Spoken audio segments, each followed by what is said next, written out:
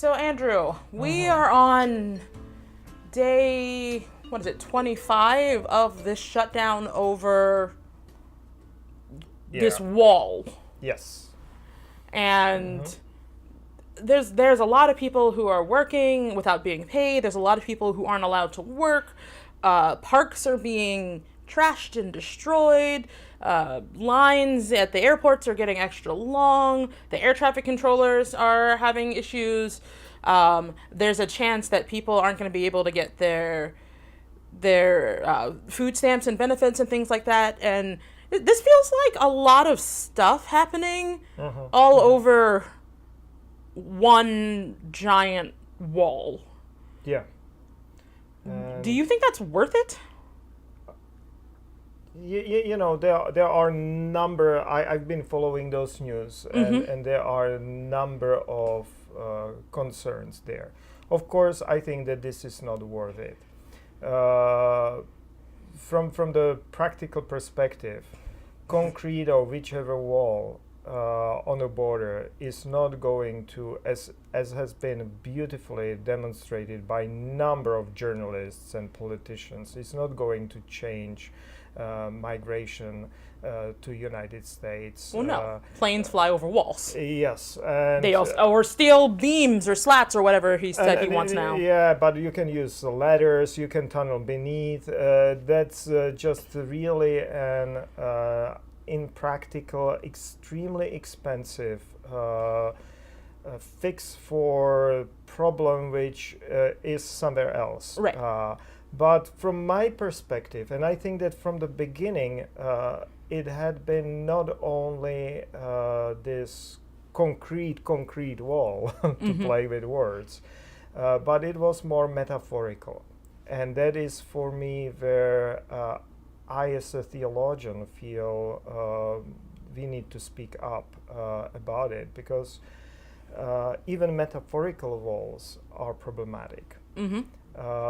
Because walls, that's their design, that's their purpose, to divide those things inside from those things outside. If you take like a house, right, and there are good reasons for it, because we don't want to be exposed, say, to the elements. If we live in living quarters, it's better to have good walls, so the cold does not come in, or too much heat, or rain, or other weather. New York City rats.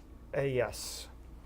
So there are good reasons for it, but generally it is this divisive function of walls to keep. When you go back in history, you'll discover that it was mostly to keep my possessions for myself. And not sharing it. That's probably where the walls first appeared with the emergence of agriculture. Yeah. And that is also where the basic misunderstanding I came, and I could not believe that president would share this kind of historical nonsense. I don't know whether you noticed that he said that wheels are older than walls. I did hear that. And that's patent untruth. I also feel like it's irrelevant, like it's beside the point. I don't care how old a wall is. I don't care how old a wheel is. What I care about is that these are people, and I care about how we treat each other and how we treat people. When we look at history, particularly when we look at scripture, there are plenty of stories about folks building walls. And like you said, it's about protecting the city, protecting the temple, protecting their faith. And it's always from these invaders. And that's a language that he likes to use, and a lot of folks who support him like to use this idea that we have to protect ourselves because we're going to be invaded, we're going to be attacked, we're going to be ambushed. But when you look at who is actually attempting to come into the country, and you look at the traits that a lot of them have, folks who are downtrodden, folks who are being abused, folks who are fleeing violence and war, folks who need refuge and assistance, they actually don't play into that wall narrative, literally or metaphorically, so much as they play into the narrative of the stranger that we are called to help, of Yeah. the neighbors, that even if we don't look like them, even if we don't think like them, or even if we don't like them, we are called to help them. That's the whole story of the Good Samaritan. Jews and Samaritans didn't like each other, and yet the Samaritan helped anyway. I don't care how you feel about the countries that anybody is coming from or the people who are coming in. If they need help, then we shouldn't be building walls to keep them out, to treat them as if they are soldiers or bringers of violence, but rather we should be finding ways to connect with them, to unite with them, to help them and bridge that gap. Yes, yeah, I absolutely agree. And I would take it again a little deeper, because there is plenty of evidence that walls eventually don't work. Oh, yeah. And that was why I'm kind of more, and that's my background, anthropology, archaeology, and other things. And that's exactly what archaeology and history is studying. All those toppled walls. Yeah. World is full of walls which did not work eventually. And if there is an underlying injustice and absence of peace, then those walls are not going to work. Yeah.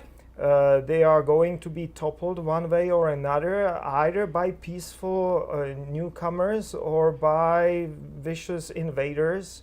Or by time.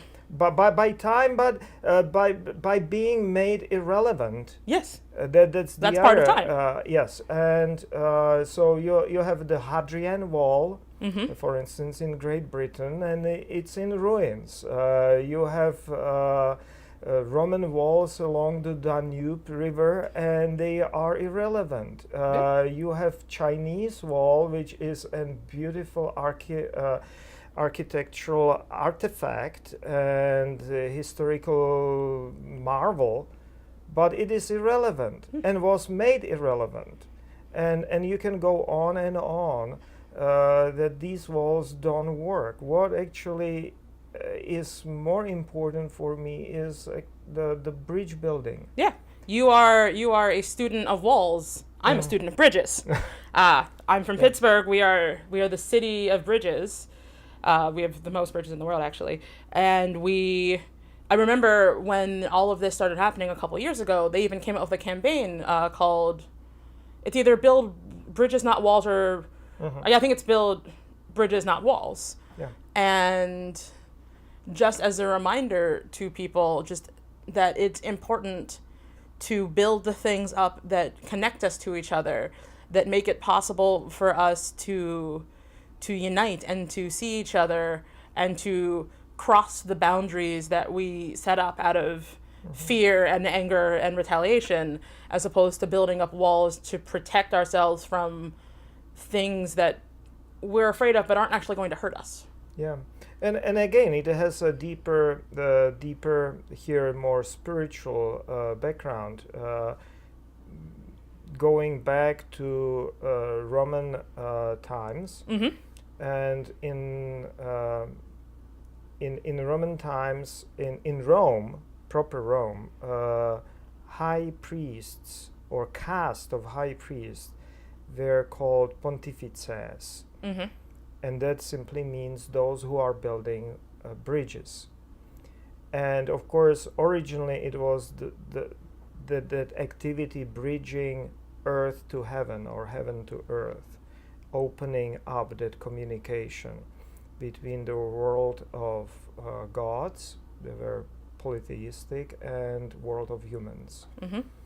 But interestingly, Roman Catholic Church, or Church Universal back then, decided to preserve that title, and so Pope until now is called Pontifex Maximus, which means supreme bridge builder.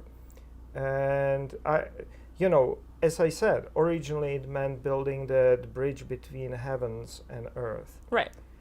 But I think that we can expand it, that it is a task for the church to be a bridge builder. Yes, I would agree. Definitely between higher realm and our realm, but also among divided parts of the world. Well, yeah, and I mean, that sort Yeah. of reminds me a little bit of Karl Barth, looking at the vertical and the horizontal. Yeah. Like, that intersection of humans to heaven and humans of each other is the cross Yeah. and the resurrection. And in that same way, we are called to live out our calling with God with the people on earth. And being Calvinistic, as Exactly. you said, then we are not delegating it to Pontifex Maximus or to any It priesthood. starts with us. We are Calvinists are those who believe in universal priesthood of believers, and so it is all of us Exactly. who are being called to be not wall builders, but bridge builders. Exactly. So you know, everything within me kind of rebels and revolts when I hear about concrete walls dividing people, rather than about these sublime or concrete bridges built in between the realms of gods and humans, or among the humans. Yeah. Let's make sure that we're working to be bridge makers and not wall builders. Yes, amen to that.